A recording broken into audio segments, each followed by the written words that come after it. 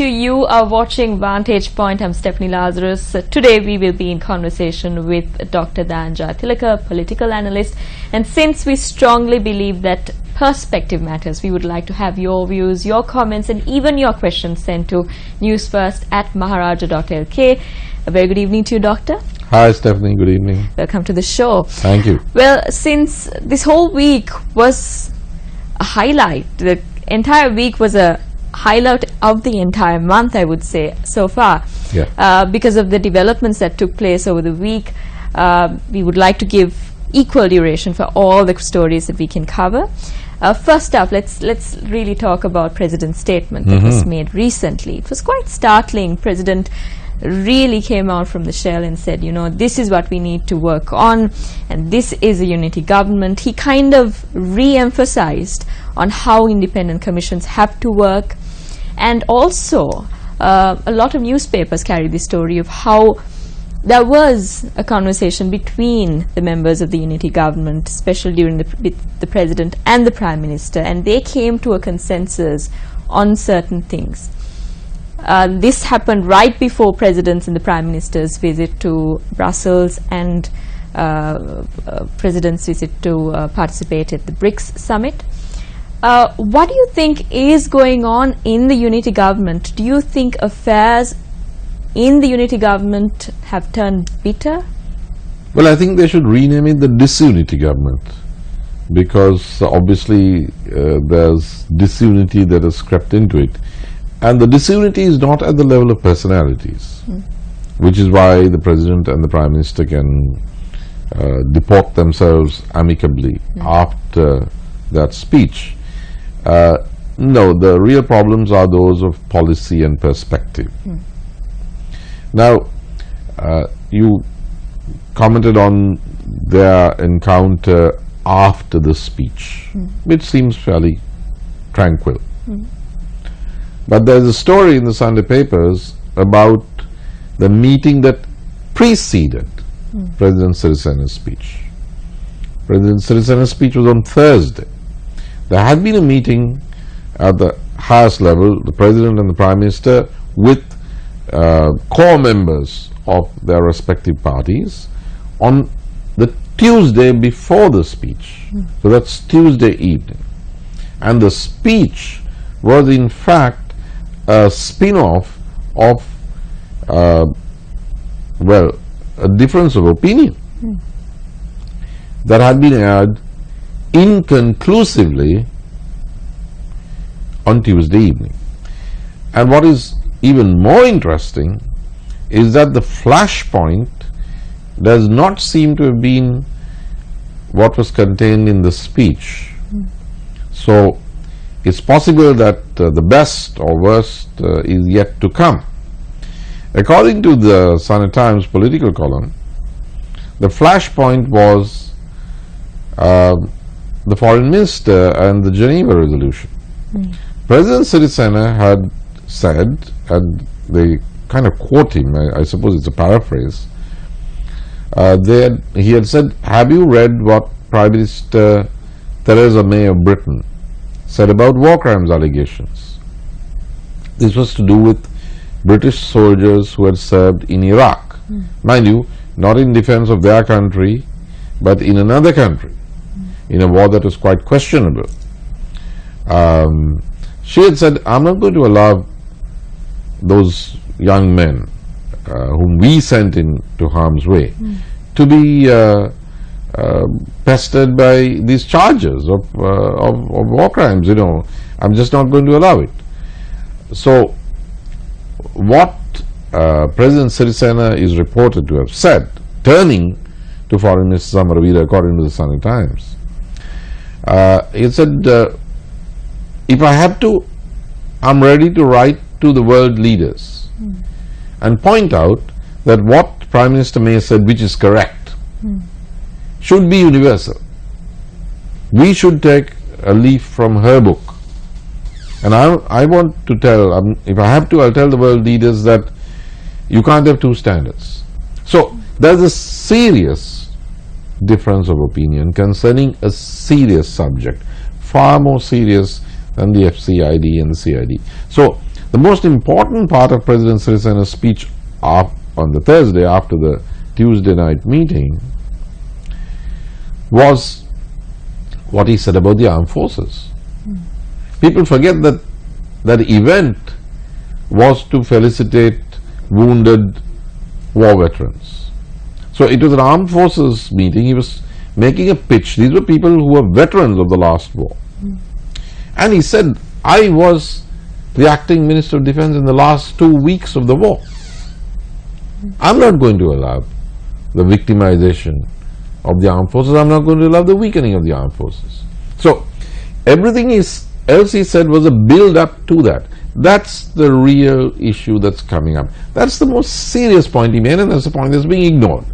He actually said, according to the Constitution, I am not only the Executive President, I'm the Minister of Defence, and I am the Commander-in-Chief of the Armed Forces.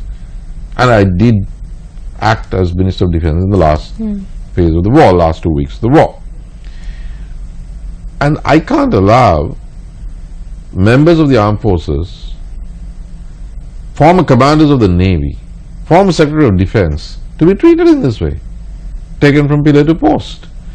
I asked these people, and they said, when they arrested members of the armed forces, they said, he was referring to some military intelligence people and so on. Oh, it's only for 2 days. Then they told me it was 2 weeks. Then they said 2 months. And now it's been months and months. And I am the Minister of Defence. So he was making a fundamental point and a constitutional point. The point was that when it comes to such matters, there aren't two centers of decision making. There cannot be in the government. That he is, or at least there can't be two equal centers of decision making. And that it has to be okayed by him. He has been kept in the dark. That's the main message. Now, that tells me that there's something rotten in the state of Sri Lanka, if not the state of Denmark. How is this happening? Why is the chain of command not being observed? So that was the most important thing he said. And that's a ticking time bomb.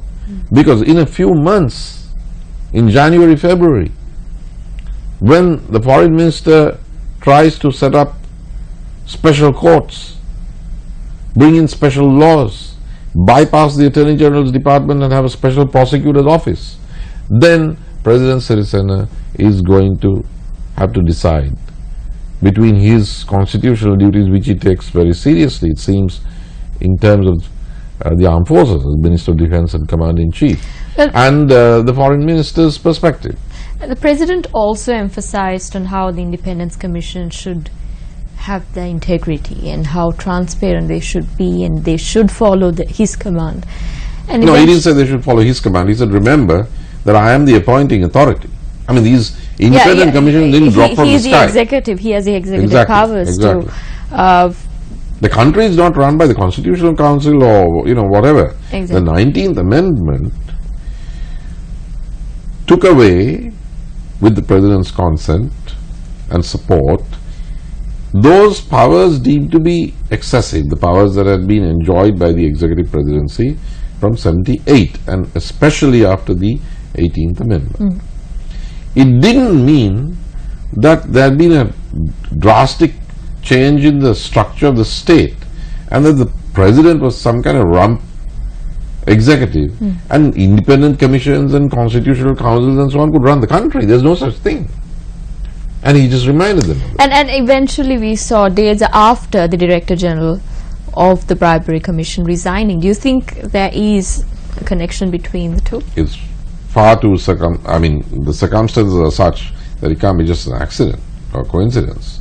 I think it was in response to the President's speech because he had made a point.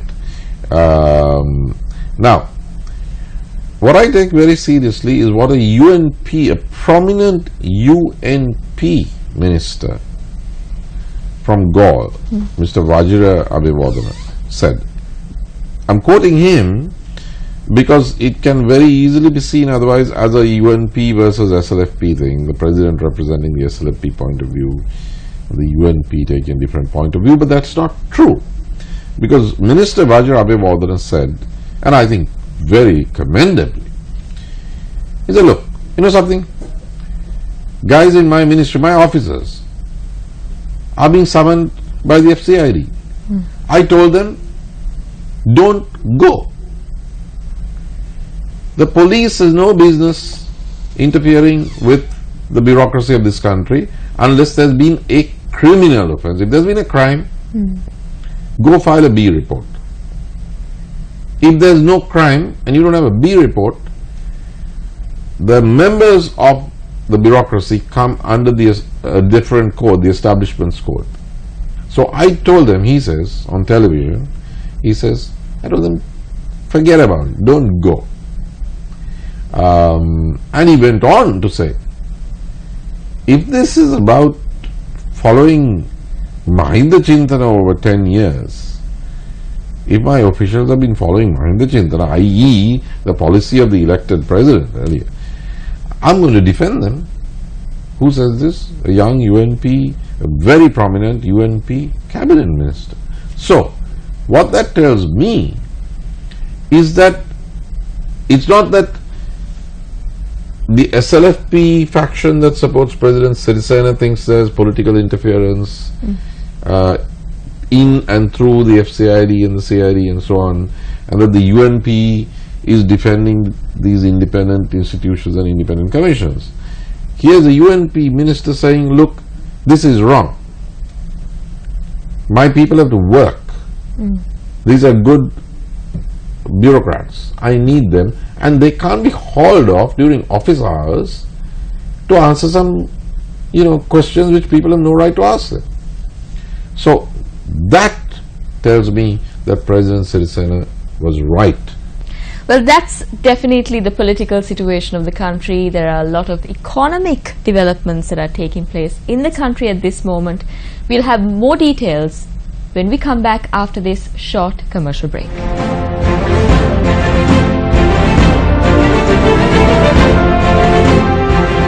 Hello there, a very good evening to you. Welcome back to Vantage Point. We're watching us on TV1. We are in conversation with Dr. Jayathilaka.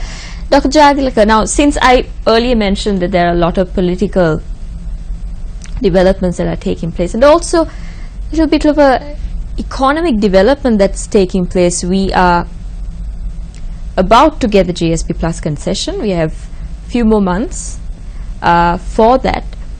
But at the same time, we have an agreement that's in the pipeline to be signed. That's the ECTA agreement, which the Prime Minister believes that it should be signed in order for us to reap more benefits.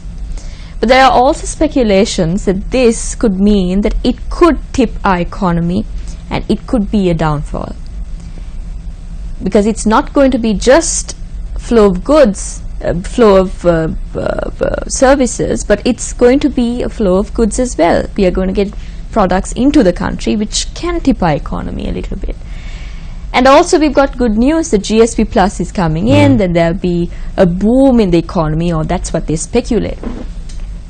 What do you think is really going on in the economic sector? Because there are a lot of good news and bad news, and there are hidden stories also along with it. What's really going on right now? Well, I'll stick to what the Prime Minister is reported to have said. And to me that's alarming enough. On his recent visit to India, after addressing a global economic forum, the Prime Minister made two important points, and outside of that he had a meeting at which he made the third. Now let's see what he said. He said that Prime Minister Modi and he have talked and they've decided that he'll sign ECTA before the year is out. Now I watched that and the political scientist in me rang an alarm bell. Wait a minute, what's wrong with this picture? Now Prime Minister Modi is the head of cabinet. He's the leader of India. There's a nominal president, he's the leader of India. And he can make these decisions because India has a Westminster model. Sri Lanka doesn't. Sri Lanka has the French presidential model. So, Prime Minister Ranil Wickremesinghe is not the leader of the country, which I think is what President Sirisena was trying to remind him in that recent speech. So, the Prime Minister of Sri Lanka and the Prime Minister of India are not equals. The Prime Minister of India, not just because of the size of the country, the Prime Minister of India is the leader of India. He's the head of the cabinet. He's the head of government. The Prime Minister of Sri Lanka is not the head of state or head of government. He's not the head of the cabinet. President Sirisena is. So, the Prime Minister of Sri Lanka can't sit down with the Prime Minister of India and come back and get up there and say, we've decided that I'm going to sign this. It's not his to decide. He can recommend it to the President. But he announced something that he had no business to announce. That's point one. Point two. He said, while in India, on the record, something that was picked up commendably by your station, this station. He said that as a result of ETCA, 5 southern Indian states, including Tamil Nadu, which was named, will have a special ability, a new ability to invest in Sri Lanka. Now, well, basically anybody has the ability to invest in Sri Lanka. But Dr. Jayatilik, are we forgetting that he also acts in the capacity of a Minister of Economic Affairs, as in he has a shared portfolio? Yeah, but this is you're signing a deal with another country. It's not his call to make. He's not the head of Sri Lanka. That's a call that the President makes, not the Prime Minister. Now, Prime Minister Wickremesinghe has this habit. He signed the CFA when President Kumaratunga wanted more time to study it, and he told her, no, look, I promised Prabhakaran that I'm going to sign this at 5 o'clock. He's going to sign it in Mullaitivu at 5 o'clock. Sorry, I can't give you that kind of time. So he thought he was the leader of the country. He forgot that there was an elected president, and he was reminded of it when he was removed in 2004 by President Kumaratunga. So he's doing the same thing again. He's making pronouncements on subjects that he as Prime Minister has no right to do. As Minister of Economic Affairs, he can negotiate something, but he can't say he's going to sign it simply because he's talked to the Prime Minister of another country. They're not equal. The role of the Prime Minister in Sri Lanka and the role of the Prime Minister in India are two different things, because we have two different constitutional systems.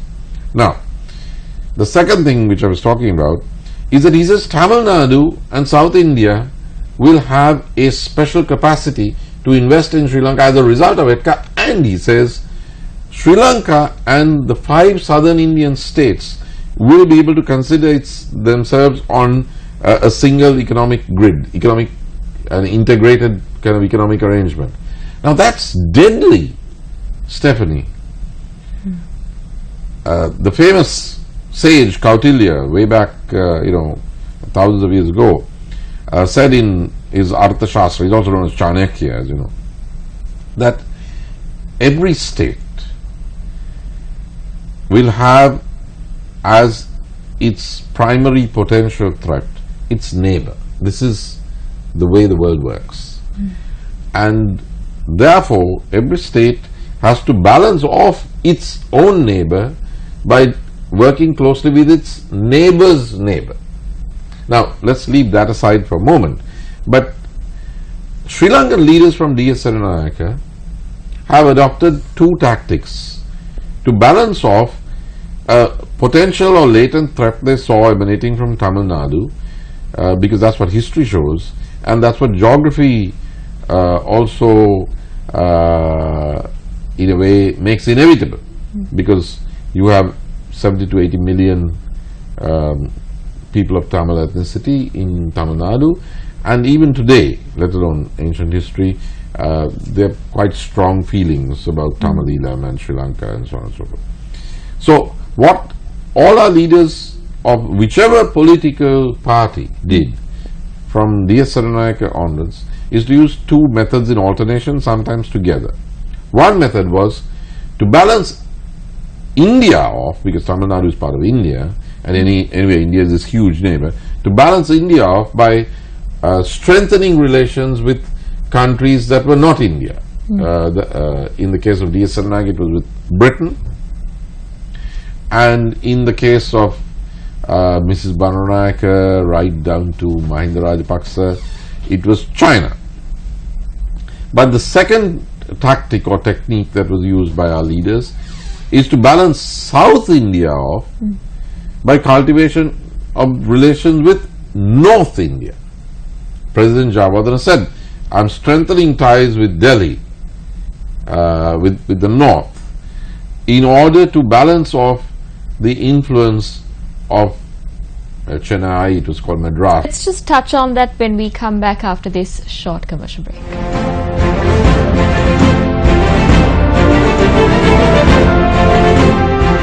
A very good evening to you. Welcome back to you are watching Vantage Point. Well, they're saying that it's a Cold War, a continuation of the Cold War in the making, and some say it is just a proxy war. You're not talking about the UNP and the SLFP, right? No, since we have only 5 minutes left, I think we should just touch on it as well. Just joking. Yeah.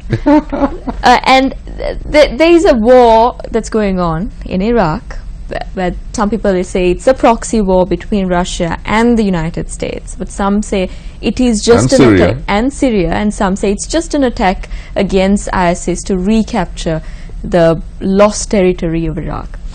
What's really going on, and how will this have an impact on us Sri Lankans? Well, firstly, there's a question of double standards. The Iraqi army is trying to recapture Mosul from the ISIS, which I'm happy about. And the United States would be helping them to do that. Now, of course, it's sad that Iraq is still fighting terrorism. I mean, we have liberated ourselves from terrorism thanks to our armed forces and the previous leadership. But Iraq, with all the support of the United States of America, is still having to fight terrorism and retake its towns from terrorists. So I wish them luck. I'm very happy about it. What is sad is that while Iraq is trying to retake Mosul and the United States is supportive of that, the Syrian army is trying to retake Aleppo from the same ISIS. Russia is supporting the Syrian army, and the Americans are protesting about that. So, I mean, how come retaking Mosul from the ISIS in Iraq is a good thing, and retaking Aleppo from ISIS in Syria, the same ISIS, is a bad thing? Is it because Russia is present in Syria, but they are not in Iraq? They want Bashar. I mean, it's crazy. It's hypocritical. But I hope that both these attacks succeed. That the Iraqi army succeeds in Mosul, and the Syrian army, with Russian support, succeeds in Aleppo. The clock is ticking because the American presidential election provides a window of opportunity for Syria. If Hillary Clinton wins, which is almost certain now, things will get complicated in Syria. She's promised a tougher line, and taking a tougher line on Assad is one thing, but Assad is backed by the Russians, so that means taking a tougher line on Russia, and she has, in the presidential debates, actually said that America should take a tougher line on Russia. So I'm a little worried, but I draw comfort from the fact that the United Nations has a wonderful new Secretary General, Antonio Guterres, who I had the privilege of working with when I was serving in Geneva as our ambassador, and he was the United Nations High Commissioner on Refugees, so he was very concerned about Sri Lanka. I arranged a meeting between him and President at that time, President Rajapaksa, in 2007. I've interfaced with him very often. He's the former socialist Prime Minister of Portugal. I think he's the finest Secretary General we could possibly have picked, and he will be better than almost anybody since Boutros Ghali. Boutros Ghali. So therefore I think we might stop short of a US-Russian clash in and over Syria, which would be quite disastrous for the region and for world peace. Thank you very much for joining us, Dr. Jayathilake. It was definitely a good Vantage Point program this time too, and thank you very much for joining us this evening. Remember, you can send your questions, your comments, and even your views on Vantage Point and what you think of the show this week. Let's meet next fortnight. Good night.